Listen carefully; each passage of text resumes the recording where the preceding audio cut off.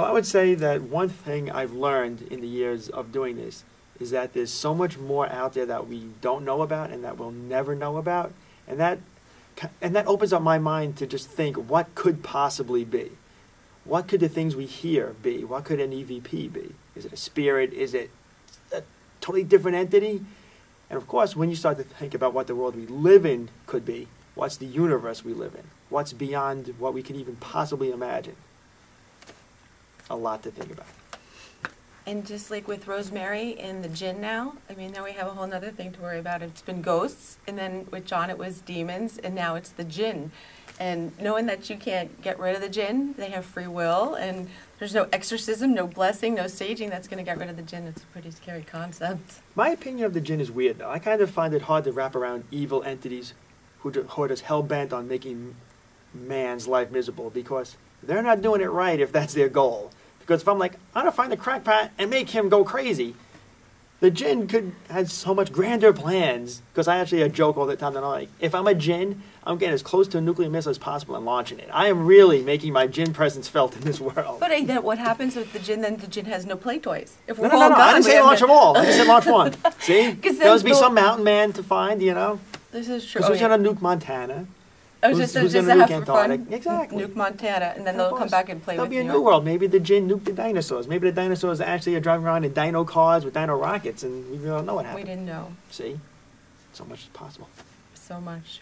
But honestly, you know, the djinn is a scary concept. It is. Really is. If there really could be a djinn, it would be terrifying to have one decide that you're the person it wants to attach to. Especially, that would be terrifying. Especially with, you know, Rosemary's like, we're experiencing it a lot more than we actually think we are. So. Well, I am going crazy. Maybe it's a djinn. Maybe it's the djinn. I am waking up tired in the morning and making it to djinn. Djinn. See, maybe you don't even know what's happening at night. I can wake up and say, oh, where's the mud on my socks? You know what I mean?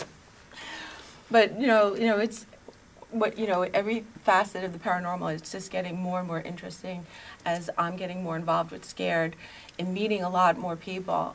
You know, I would have never actually heard about the djinn. I wouldn't have really learned, you know, meeting Travis and the UFO abductee, and just meeting all the new people here has been an amazing experience too.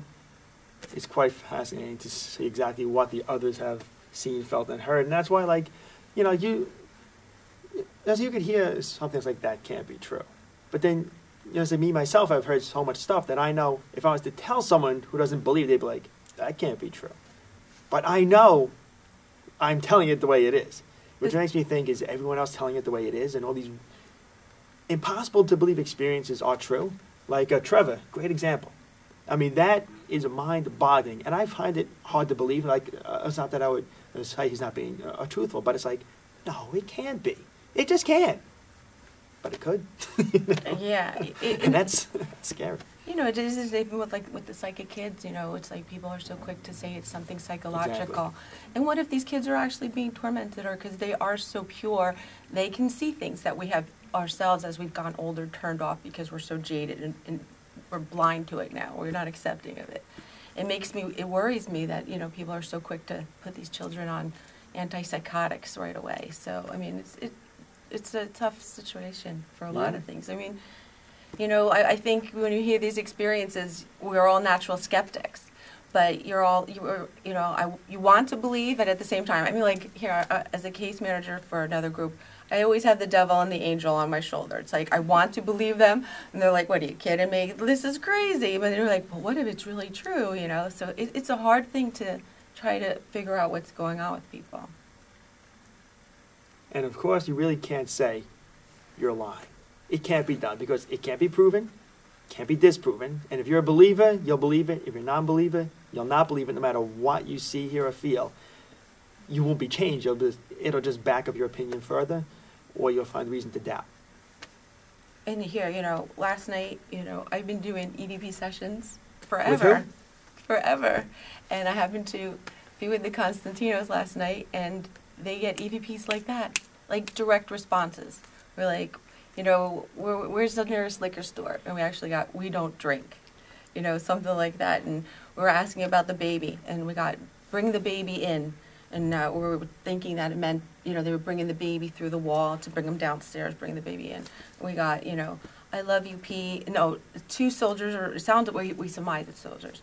He's the one we killed. So is that, are they reliving a reenactment and seeing that?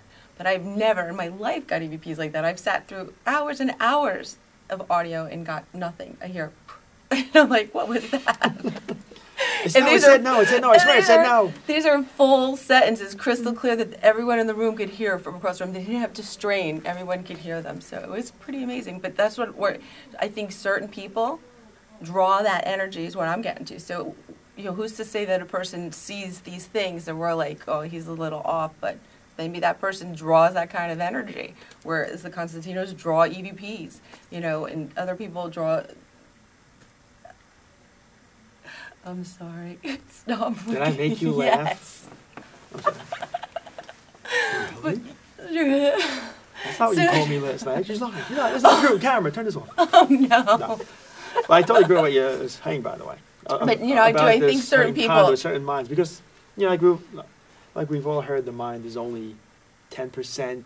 Like we only use 10% of our mind.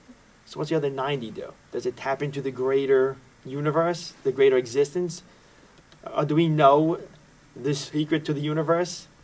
We just don't know where it is in our head. And look, it's possible. And look at Lisa Ann within our own group. I mean, she has Exactly. a gift, and all that's the an other amazing psychic gift, by the way, and I'm not easily convinced. And she just- really is amazing. That kind of thing, being able to talk to spirits or feel the energy of something what's past. I mean, I think it wouldn't be so special if we all had it, So, I can't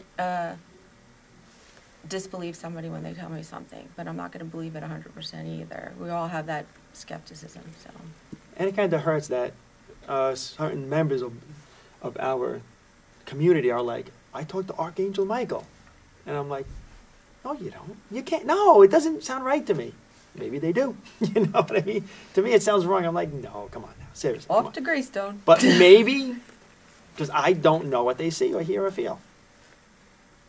Yeah, Yeah. I'm called in on cases where, a husband and wife or the wife is out of town and the husband is being completely tormented by a devil, demons all day long, dark spirits were coming out and chasing him all day long. The wife calls me up, can we come down and help them out? And my first instinct is this guy's probably got some problems. And then sitting across the table from this gentleman, listening to this man talk. He was an engineer, very articulate, very intelligent, and I'm like, wow, I'm starting to believe what he's saying, because he's not like I'm thinking he's going to be this drooling guy. I know what you mean. Because the police came and actually took him to the hospital for a psych evaluation because he called 911 that he was being attacked. So, But also, though, crackpots come in all shapes and sizes. They They're not do. going to be the guy limping down the street, like they may be me. I could be a crackpot. You are. That's a good chance I am. So here we have the psychic, the scientist, the skeptic, and the crackpot. See, I balance. I throw everything totally out of whack. That's my job in the group. So that's it for us. That's us. That's scared. We're not done yet. We're gonna.